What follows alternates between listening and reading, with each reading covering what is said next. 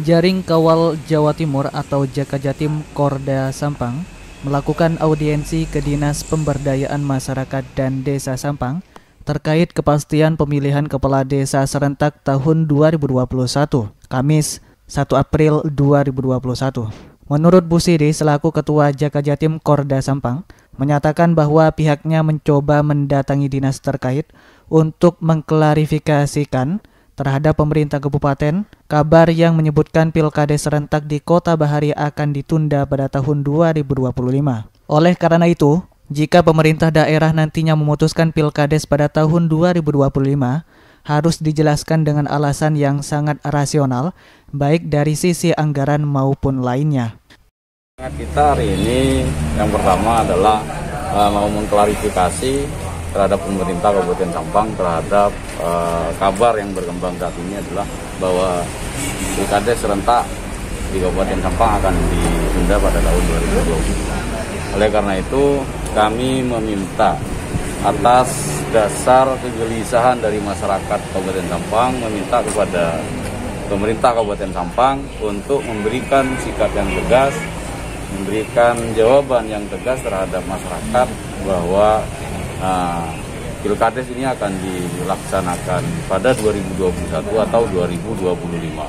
Kalaupun pilkades ini akan digelar pada tahun 2025, maka Pemkab juga harus menjelaskan dengan alasan yang sangat rasional. Dari dari sisi anggaran ataupun alasan-alasan yang lainnya. Tapi kalau memang alasan yang paling mendasar hanya karena COVID di saat ini yang berkembang, kenapa kabupaten yang lain itu masih bisa menggelar? Padahal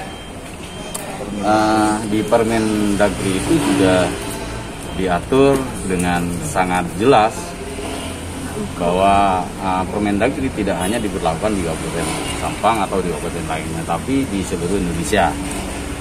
Oleh karena itu, atas nama masyarakat Kabupaten Sampang, kami minta ketegasan dari Pemkab Sampang untuk memberikan pernyataan sikap yang tegas terhadap masyarakat bahwa pilkades ini ditunda atau tidak.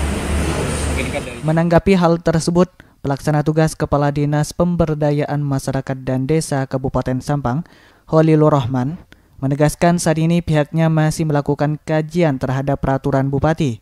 Jika nantinya telah tuntas, maka akan disampaikan atau disosialisasikan kepada masyarakat. Setelah pilkades di Sampang, kita masih melakukan pengkajian ya terhadap Perbub ya. Pada saatnya nanti ya, memang mungkin masyarakat bertanya-tanya kapan pilkades di Sampang akan digelar dan merebak isu-isu 2025.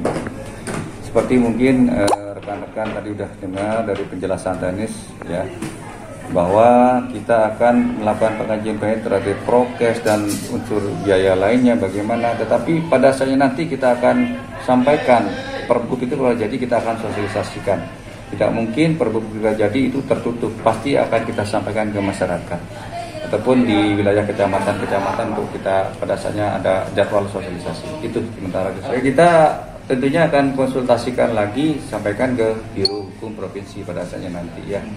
Kan masih dibahas mana, kan bukan enggak sedikit yang kita bahas, banyak pertimbangan yang harus dimasukkan, termasuk tadi prokes bahwa panitia harus menyiapkan sarung tangan, setiap pemilih harus menyiapkan sarung tangan. Di Permendagri 72 juga menyebut tiap orang membawa alat tulis sendiri, kan sampai sedetil itu gitu loh. Kan juga biaya diperhitungkan semua itu. Sementara yang menjadi dasar dari Permendagri 72 itu ya prokes. Mungkin juga dipertimbangkan dari faktor keamanan juga gitu ya. Kan tahu sendiri karakter Sampang. Kalau pilkades di daerah lain mungkin pada umumnya di luar Sampang, di luar Madura ini cukup hansip selesai. Tapi kita kan minimal kadang satu peleton kan. Bayangkan satu TPS ya, punya gambaran. Satu TPS ini kan terdiri berapa bilik? Bukan satu bilik loh.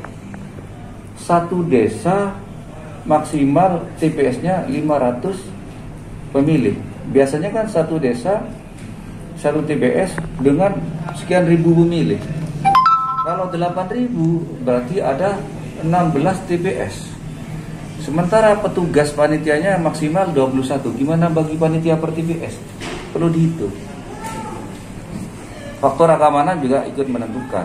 Tentunya ini kan Forkopimda akan ikut memberikan saran tindak untuk pelaksanaan Pilkades ini. Itu.